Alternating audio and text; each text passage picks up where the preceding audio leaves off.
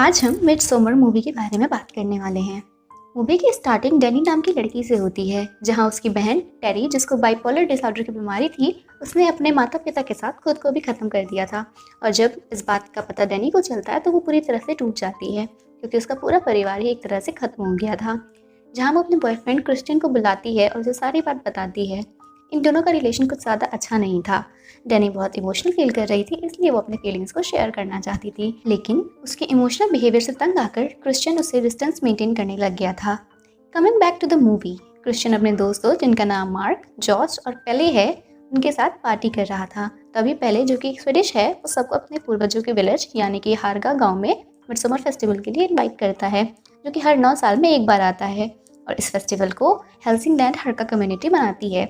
लेकिन ये बात क्रिश्चियन डैनी से छुपा रहा था, क्योंकि वो उससे ब्रेकअप करना चाह रहा था।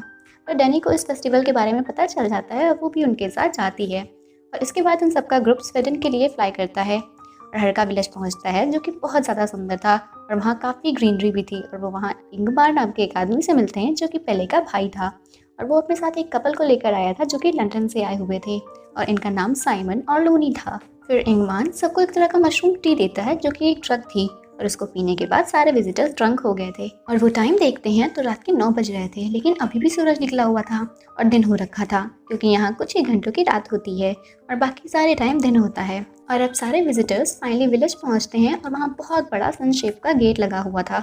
वो जगह काफ़ी शांत और नेचर से भरी हुई थी, क्योंकि आज के टाइम पे भी वो लोग किसी मॉडर्न टेक्नोलॉजी का यूज़ नहीं करते थे। और विलेजर्स उन सभी विजिटर्स को बहुत अच्छे से स्वागत करते हैं। अब वहाँ पर सब एक डांस ऑर्गेनाइज करते हैं, जहाँ माजा नाम की एक लड़की क्रिश्चियन को देख रही थी और वो उसे अपने पैरों से टच करती है। वो उसे पसंद करने लगी थी। अब पहले सबको विलेज का टूर कराता है, जहाँ एक वॉल पर डैनी को बहुत सारी लड़कियाँ की फोटो दिखाई जाती हैं, जिनके सर पर ताज रखे थे, जो कि इस फेस्टिवल की रानियाँ थी। उस डांस कॉम्पिटिशन में जो लड़कियाँ जीतती थीं वो उन्हें ताज मिलता था। फिर नेक्स्ट सीन में ओल्ड कपल दिखाया जाता है, जिन्होंने सबसे अलग कपड़े पहने हुए थे, और उन्हें चेयर पर बिठाकर पहाड़ पर ले जाया जाता है।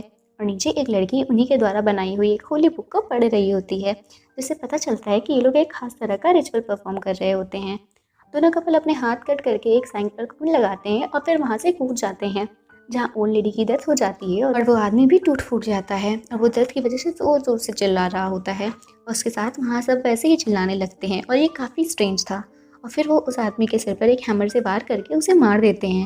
और ये सब देखकर सारे विजिटर्स बहुत डर जाते हैं और वहाँ की लीडर उन्हें शांत कराती है और कहती है, हमारी कम्युनिटी में इंसान की उम्र 72 साल की होती है और ये कपल 72 साल का हो चुका था, इसलिए उन्होंने अपनी मर्जी से अपनी जान दी है ताकि इस कम्युनिटी में एक नई ज़िंदगी आ सके। ये सब देख साइमन और कोली बहुत ज़्यादा डर गए थे और वो विलेज छोड़कर जाने का डिसाइड करते हैं। लेकिन जब कोली अपना सामान लेकर बाहर आती है और वो साइमन को ढूंढती है, और एक आदमी से पूछने पर उसे पता चलता है कि साइमन स्टेशन जा चुका है, पर उसे इस बात पे डाउट होता है कि साइमन उसे अकेला छोड़कर नहीं जा सकता है, और मतलब इन लोगों ने साइमन को मार दिया है। फिर डैनी भी यहाँ से जाने का डिसाइड करती है, पर पहले उसे रोक लेता है। इसके बाद वो लोग ओल्ड कपल की डेड बॉडी को जला देते हैं और उनकी अस्थियों को एक पेड़ पर डाल देते हैं। वो इस पेड़ को पवित्र मानते थे, और मार्क एक बहुत बड़ी गलती कर देता है, वो उस पेड़ पर बाथरूम कर देता है और उसे देख सारे विलेजर्स बहुत गुस्सा होते हैं, जहाँ पहले उससे बताता है विलेजर्स उस पेड़ पर पूजा करते हैं और उसे ऐसा नहीं करना चाहिए था। वहीं दूसरी ओर जॉर्ज एक थीसिस बुक लिख रहा था, जिसमें वो इस विलेज के रिचुअल्स के बारे में जानकारी इकट्ठा कर रहा था, और इसके लिए वो वहाँ के एक लाइब्रेरियन के पास जाता है, जिनके पास वहाँ की होली बुक थी। इसके आगे के पेज खाली थे और वो आदमी उसे बताता है कि ये अनंत काल से चले आने वाली प्रक्रिया है और ये बदलती भी है, इसलिए इसके आगे के पेज खाली कर दिए। अगर फ्यूचर में कुछ चेंज होना हो तो वो उसमें लिख दिया जाए, जो कि एक रॉबिन नाम का इंसान लिखता है। वो सब बताते हैं कि उसका फेस काफ़ी अजीब और सब उसे एक सुपरनैचुरल पावर वाला इंसान मानते थे। और जॉर्ज उस बुक की फ़ोटो खींचने के लिए रिक्वेस्ट करता है, वो उसे मना कर देता है।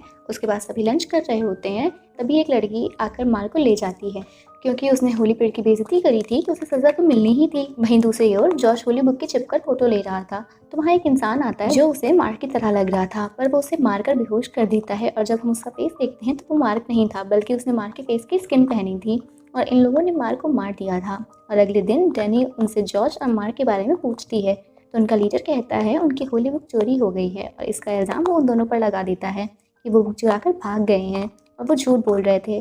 फिर उनका मिडसमर फेस्टिवल स्टार्ट होता है, तो वहाँ डैनी भी पार्टिसिपेट करती है और उन्हें एक ड्रिंक दी जाती है, जिसे पीकर सभी नशे में हो जाते हैं और उन्हें इस पेड़ के चारों ओर डांस करना होगा। और जो लड़की लास्ट तक बनी रहेगी वो क्वीन बन जाएगी।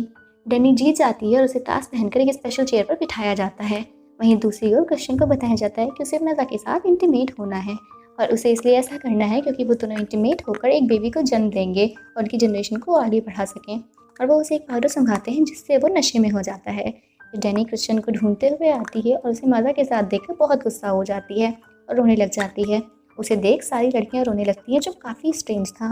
क्रिश्चियन बाहर भागकर आता है तो देखता है एक इंसान का पैर मिट्टी से बाहर आता है और वो कोई और नहीं, जॉर्ज था। फिर वो भागकर एक रूम में जाता है तो देखता है कि साइमन को बहुत बुरी तरह से लटकाया गया है और उसे फिर से किसी ने बेहोश कर दिया था। अब दूसरे दिन सब एक जगह पर इकट्ठा होते हैं जहां उनका लीडर बताता है कि हम इस फेस्टिवल में 9 लोगों की बलि देते हैं, जिसमें से 4 विजिटर्स, 4 विलेजर्स और एक इंसान जिसे क्वीन कहेगी वो होगा। और पहले ही विलेजर्स में से एक कपल ने अपनी बलि दे दी थी, तो अब 2 विलेजर्स खुद को चुन लेते हैं और लास्ट इंसान विलेजर होगा या विजिटर, ये डैनी यानी क्वीन डिसाइड करेगी। और वो क्रिश्चियन का नाम लेती है क्योंकि उसने उसे चीट किया था और वो उसे देखकर रोने लग जाती है। और अब रिचुअल स्टार्ट होता है जिसमें वो क्रिश्चियन की बॉडी को एक भालू के अंदर से सारा माल निकालकर उसमें डाल देते हैं और साथ ही जॉर्ज की बॉडी और जो 2 विलेजर्स थे वहाँ रख दिया जाता है और उन सबको आग लगा देते हैं और उनका दर्द महसूस करके सब रोने लगते हैं।